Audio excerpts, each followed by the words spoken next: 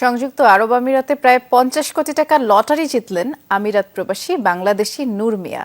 আবুধাবির the big ticket Rafael ড্রতে জয়ী হয়ে এখন তিনি 1.5 কোটি দিরহামের মালিক।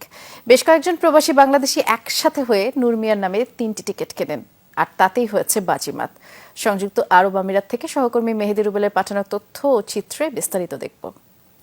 Name of our 15 million dirham winner is Noor Shamsu Mia.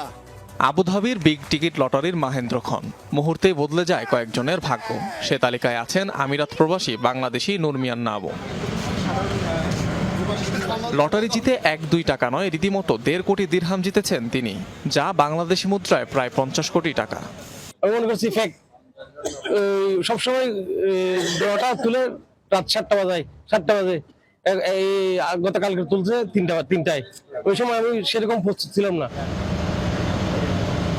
গণমাধ্যমকে নূর মিয়া জানান, তিনি সহ 36 বাংলাদেশি একত্রে কিনেছেন 1000 দিরহামের টিকিট।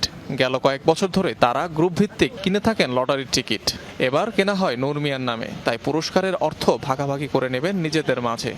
আমরা 36 জন বন্ধুবার সবাই মিলে প্রতি মাসে আমরা টিকিট ক্রয় করি।